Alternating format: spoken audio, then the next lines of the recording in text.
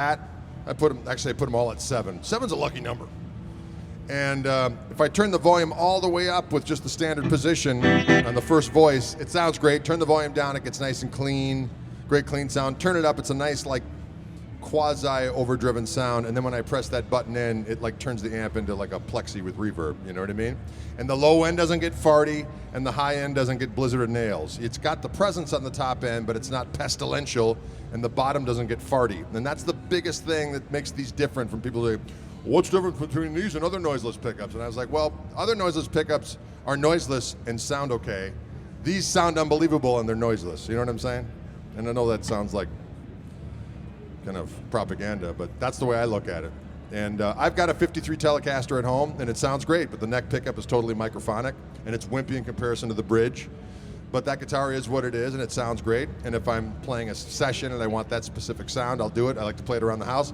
But when I do business, I use this guitar with these pickups because I know I can get whatever sound I want without 60 cycle hum and so on and so forth. So there you have it. So these are the Gristle Tone pickups for Telecaster. It's part of the Fluence technology. Now what I also like to do in these demos is that when you go from, you know what it's like if you're playing like a Fender or a Tele or a Strat, and you go and you play like a Les Paul or a 335 in comparison, it sounds like you put a wet towel over the amp, right?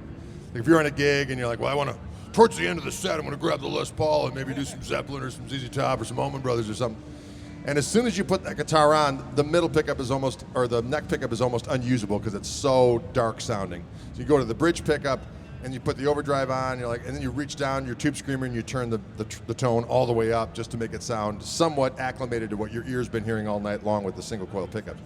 So with this technology, I'm going to grab this Les Paul now and plug it into the amp that I'm just using, and you can hear that it sounds like a Les Paul. It sounds like a great neck pickup Les Paul, bridge pickup Les Paul, but I don't have to change the EQ at all. So check it out. Check it out. Hey,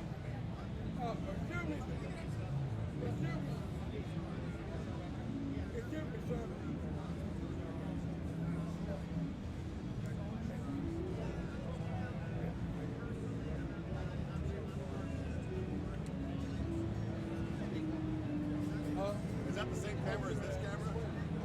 This one Instagram? All right. So I've just plugged in this guitar right after playing the Tele. You just hear it. And it sounds like a Les Paul. Turn down the volume. I don't lose any highs because, again, I don't have to worry about a treble bleed. So the first voice of these pickups is based on the original Seth Lover PAFs,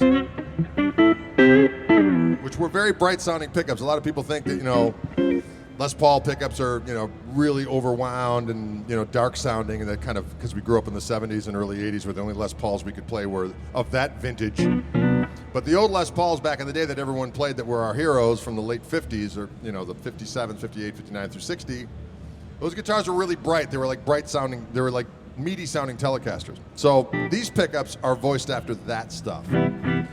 And basically when you get the Fluence classic humbuckers, they come with the pickups and they come with the volumes and the tone controls. So to get that second voice for each pickup, it's engaged by a push-pull pot on your volume, or by your tone controls. So for instance, if I'm on the neck pickup, you got this kind of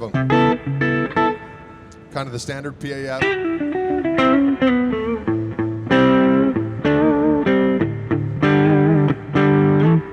Sounds great.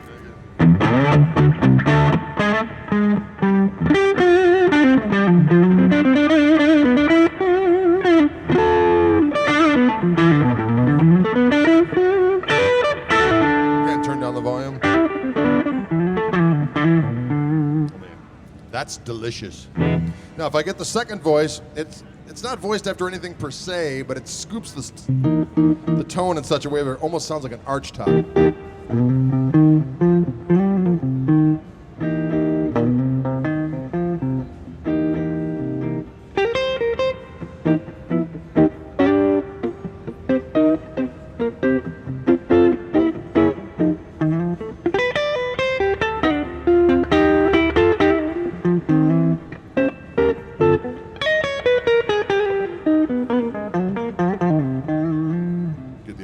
sounds glorious.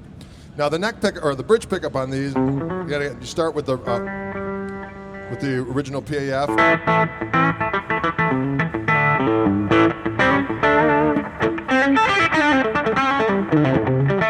It's that blues breaker bite, you know.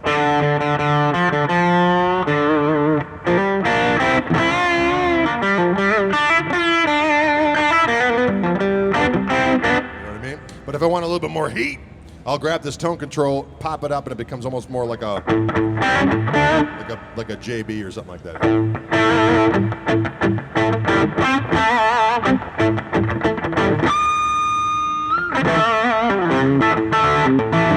But again, if I turn the volume down, it gets nice and kind of go back and forth.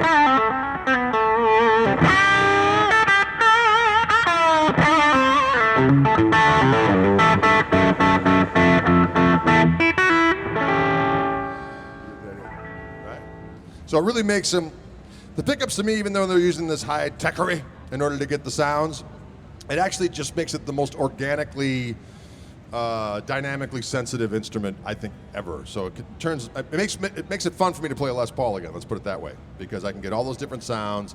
I don't have to worry about being all muddy when I turn the volume down. I can go neck pickup, bridge pickup, whatever. All three positions sound like the epitome of what those sounds should be that we've all heard on records over the years. And I can do that after I've just played a Tele. I can grab this one and plug it in. It's like, oh, there it is. And I don't have to think about it. So that's why they've been so fun for me to play. And I dig them. The Strat pickups sound great as well. They have, let me just pop that in real quick. Again, going from this guitar to that, it shouldn't be this easy, but yet it is.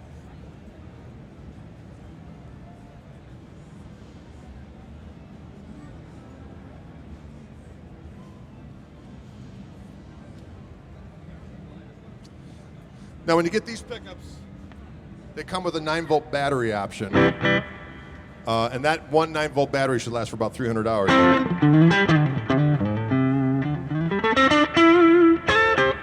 Or you can get this battery backplate.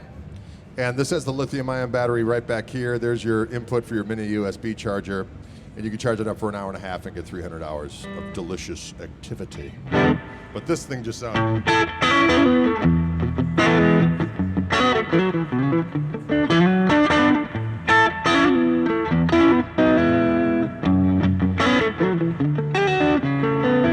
It's got that Strat sound, put a little more heat on it.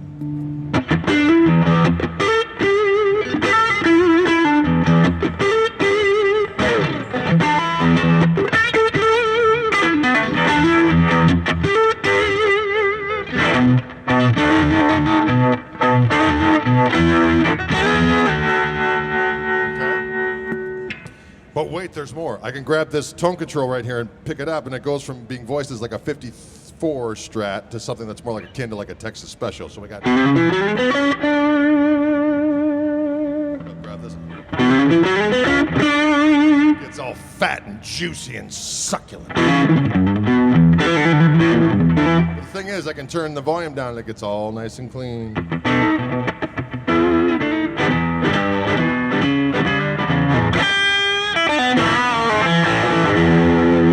That back pickup, the back pickup sounds killer. Get that.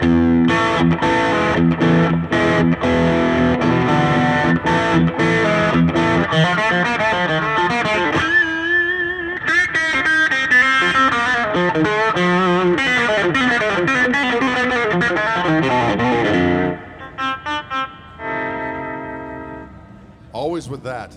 Anyways, you get the idea. So they sound killer. All 5 positions of the toggle switch sound great. I can't say enough about them. They're fun for me to play, and I got them in my guitars, and that's all I bring to gigs. I don't even bring. As a matter of fact, kind of a funny story. I got a 335, 63, 50th anniversary 335, and I'd bring it to gigs, and I really wanted to play it, just big and red and juicy. And every time I'd be playing this Les Paul or go between the Strat, and I'd grab that 335, and it just sounded like a mud fest. And so I was like, I gotta have Fluence pickups for this damn thing. So I sent it out to Fishman, and they figured out a way to put the pickups in and also to install the lithium-ion battery right underneath the pick guard. So that's how I'm able to charge the pickups. And now I can use it So my ears are so attuned to these now, and that's what I enjoy using. So you should check them out. And again, if you like the Gristlemancer, this particular color is called Blucifer, if you can dig it. And there's also a yellow one. There's a POW yellow for powder yellow, if you can dig it. And then the red, I think we're going to call Crimson Demon of the Day and of the Night, something like that. So you could check those out at Reverend. They're right down the way. But they come stock with the Fishman Fluence Gristle-tone pickups in them, which is super cool. Thanks, folks, for tuning in. We'll see you again at 3 o'clock. I'll be back.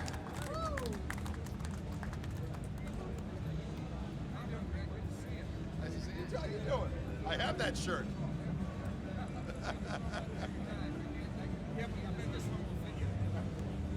The old one doesn't fit me anymore.